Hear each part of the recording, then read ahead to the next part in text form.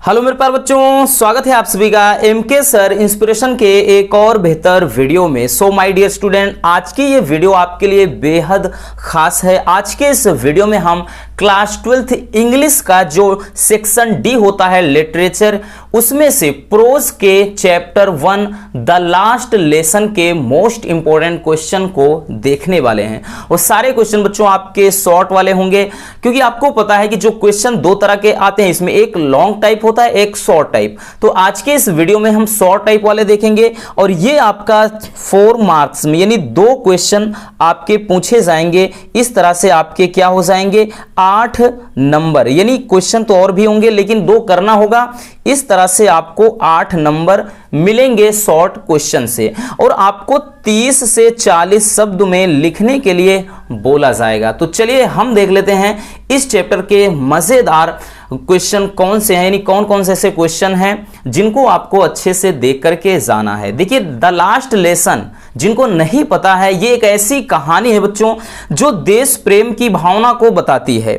ठीक, बात करें तो जो लास्ट लेसन है ये अल्फोंस डोडेट के द्वारा रचित एक कहानी है, जो मतलब इस बात को दर्शाती है, यानी 1870 ईस्वी की कहानी को बताती है, जिसमें पर्शिया ने, ठीक ना, पर्शिया की सेना ने फ्रांस पर आक्रमण किया और वहां की जो अल्सेस और लॉरेन के स्कूल थे वहां पर फ्रांस जो लैंग्वेज है उसका प्रशिक्षण बंद करवा दिया और वहां के शिक्षकों को निकाला, मतलब जाने लगा, उनको निकालने के लिए कहा गया। तो ऐसी कुछ कहानी है, ठीक है ना, आपने पढ़ा होगा। तो चलिए देख लेते हैं इस चैप्टर के मोस्ट इंपॉर्टेंट क्वेश्चन कौन कौन से हैं। चलिए, पहला जो क्वेश्चन है, देखिए आपको ध्यान से समझना बच्चों, हम एक एक जो वर्ड्स हैं हर मतलब वर्ड्स का अच्छे से अर्थ भी आपको समझाएंगे, एक्सप्लेन करेंगे, ताकि आपको कोई दिक्कत ना हो। हमने बहुत ही सरल से सरल शब्दों का प्रयोग किया है।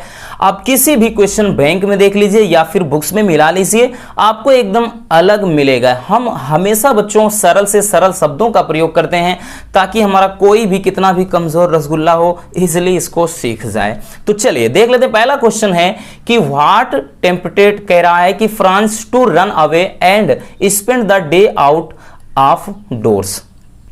तो कह रहा कि व्हाट टेम्पटेड, यानी व्हाट टेम्पटेड फ्रांस, फ्रांस एक स्कूल का वहां के मतलब जो स्कूल थी उसमें का लड़का है।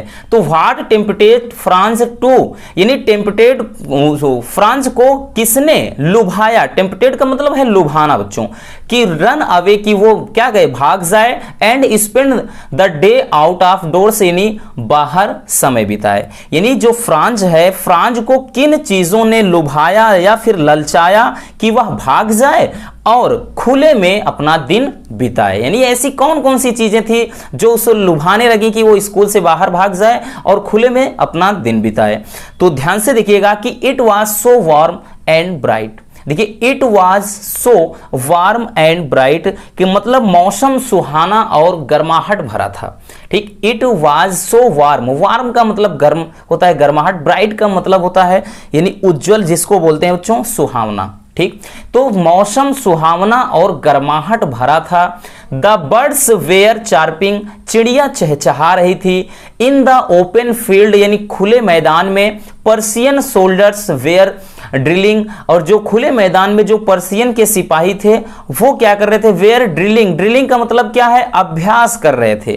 ठीक, जो खुले मैदान में पर्शियन सिपाही थे वो क्या कर रहे थे, पर्शियन जो सेना थे वो अभ्यास कर रहे थे। और these things were tempting him, ये सारी चीजें ही उसको लुभा रही थी। और it is more tempting than school, और ये सारी चीजें स्कूल से बहुत ही ज्यादा लुभावना लग रही थी। यानी ये सारी चीजें स्कूल से ज्यादा लुभावना लग रही थी। स्कूल में जितना उसे आनंद आता था उससे कहीं ज्यादा उसको बाहर इन सारी चीजों में, यानी मौसम को देख करके, चिड़ियों की आवाज को, चहचहाट को सुन करके, और जो पर्शियन सेना थी उनके युद्ध मतलब उनका अभ्यास को देख करके, ये सारी चीजें उनको अपनी तरफ मतलब खींचती थी, वो लुभाती थी। तो वही कह रहा है it is more tempting than school, ये सभी स्कूल से बहुत ही मतलब स्कूल से ज्यादा लुभावनी थी। ठीक है ना, चलिए इसको स्क्रीनशॉट कर लीजिए बच्चों। उसके बाद हम देखते हैं नेक्स्ट क्वेश्चन।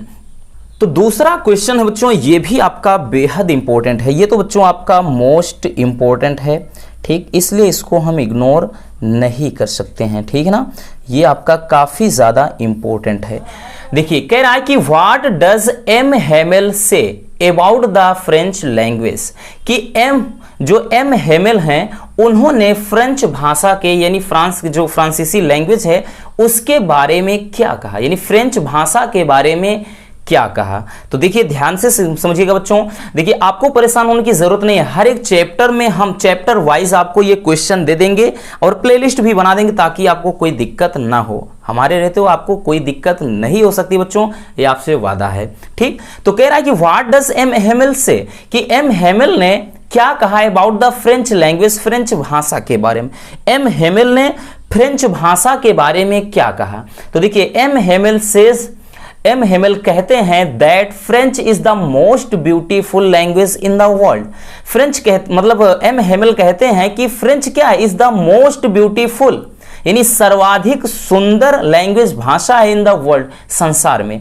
एम हेमेल कहते हैं कि फ्रेंच संसार में सर्वाधिक सुंदर भाषा है और it is the clearest language, ये क्या है, एक अस्पष्ट भाषा है। इट इज द क्लियरेस्ट मतलब एकदम मतलब साफ सुथरी, एकदम स्वच्छ, क्लियर, ठीक, क्लियरेस्ट लैंग्वेज यानी ये क्या है, एक स्वच्छ भाषा है। और so we must guard it, इसलिए हमें इसकी रक्षा करनी चाहिए।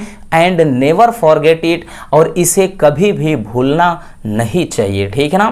तो यही एम हेमेल ने फ्रेंच लैंग्वेज के बारे में बोला था, ठीक। आई होप कि आप अच्छे से समझ गए होंगे। तो चलिए इसको स्क्रीनशॉट कर लीजिए बच्चों। उसके बाद हम देखते हैं next question.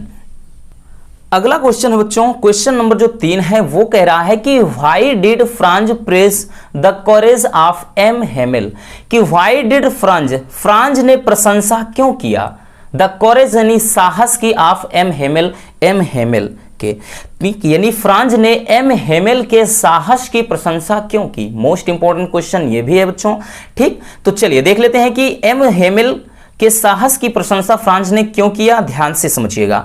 M Hamel and his family had to leave the country next day, हमने बोला ना कि वहां से शिक्षकों को बाहर निकाला जा रहा था।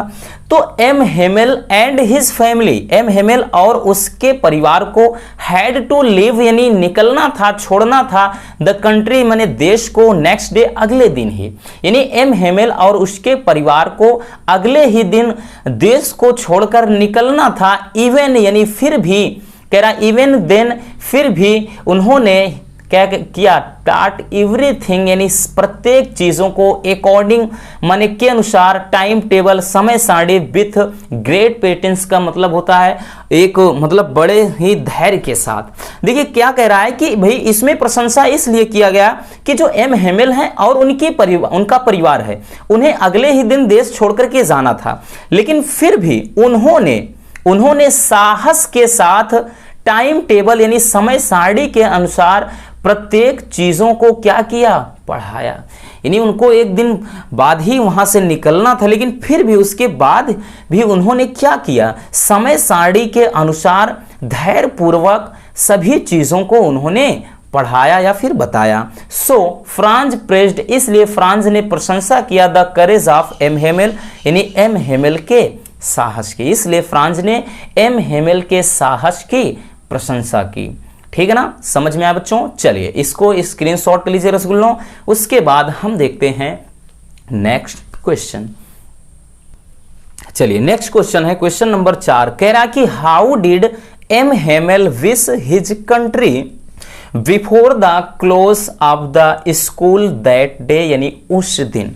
कह रहा बच्चों कि उस दिन स्कूल समाप्ति के पहले, दैट डे यानी उस दिन, कह रहा the close of the school के बंद होने से पहले या स्कूल की समाप्ति के पहले, उस दिन स्कूल की समाप्ति के पहले एम हेमेल ने अपने देश के प्रति अपनी विशेष यानी इच्छाओं को कैसे प्रकट किया, ठीक। यानी उस दिन स्कूल छोड़ने से पहले यानी स्कूल के बंद होने से पहले एम हेमेल ने अपने देश के प्रति अपनी इच्छाओं को कैसे प्रकट किया, ठीक। बेहद इंपॉर्टेंट ये भी क्वेश्चन है बच्चों, ठीक। देखिए हम क्वेश्चन तो बहुत सारे हैं, 8 से 9 हैं, लेकिन हम उन्हीं क्वेश्चन को करा रहे हैं बच्चों जिनके आने के चांसेस मान के चलिए 90 से 95% या फिर 100% होती है। ठीक, फालतू का आपके माइंड पर कोई भी प्रेशर हम नहीं देंगे।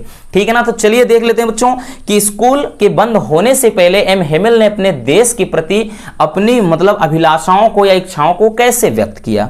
लिखेंगे कि बच्चों before the close of the day, यानी स्कूल के बंद होने से पहले इन क्लासरूम, यानी क्लासरूम में M Hamel turn to the black board, यानी एम हेमिल ब्लैक बोर्ड की तरफ मुड़े।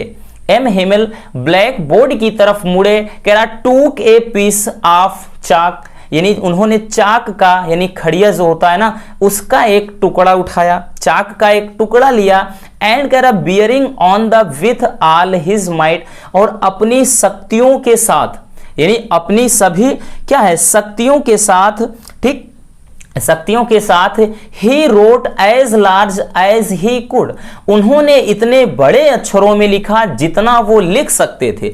ही रोट, उन्होंने लिखा एज लार्ज, यानी इतना बड़ा, एज ही कुड, जितना वो लिख सकते थे। ठीक, ही कुड का मतलब वो कर सकते थे। तो उन्होंने क्या किया, चाक उठाया और बोर्ड पर इतना बड़ा लिखा जितना कि वो लिख सकते थे। और क्या लिखा, वाइव ला फ्रांस, यानी फ्रांस जिंदाबाद। ठीक है ना। क्या लिखा बच्चों कि फ्रांस जिंदाबाद, यानी जिसका मतलब ये होता है कि फ्रांस का अस्तित्व हमेशा हमेशा के लिए रहे, दीर्घकालिक रहे। ठीक है ना। तो ये रहे बच्चों आज के 4 सबसे महत्वपूर्ण क्वेश्चन द लास्ट लेसन के। उम्मीद करता हूं बच्चों कि ये वीडियो आपके लिए काफी ज्यादा हेल्पफुल रही होगी, और आपको मेहनत करना है, आपको अच्छे नंबर लाना है, क्योंकि आपको पता होना चाहिए रसगुल्लों, एक तो हिंदी हो गया, एक हिंदी और दूसरा इंग्लिश, यही बच्चों आपके हम बात करें तो ये 2 सब्जेक्ट आपके स्कोरिंग सब्जेक्ट हैं, यही 2 सब्जेक्ट आपके स्कोरिंग सब्जेक्ट हैं। यानी इसमें आपने अगर थोड़ा भी मेहनत कर दिया तो 90 से 95 नंबर ये दोनों सब्जेक्ट आपको दिलाकर ही रहेंगे, बस थोड़ा मेहनत करना है। तो आप कॉपी और पेन लेकर के बैठिए, और जितने भी हम क्वेश्चन कराते हैं अच्छे से उनको नोट्स तैयार कर लीजिए, और आप बोर्ड एग्जाम से पहले खूब इनको एकदम अच्छे से मत दीजिए। तो बस आज के इस वीडियो में इतना ही। उम्मीद करता हूं कि वीडियो आपके लिए काफी ज्यादा अच्छी रही होगी बच्चों। अगर वीडियो पसंद आई तो प्लीज वीडियो को लाइक कर देना, और नए हैं तो चैनल को सब्सक्राइब जरूर कर लीजिए, और एक प्यारा सा कमेंट बॉक्स में छोड़ दीजिए। Love you, bye bye, take care.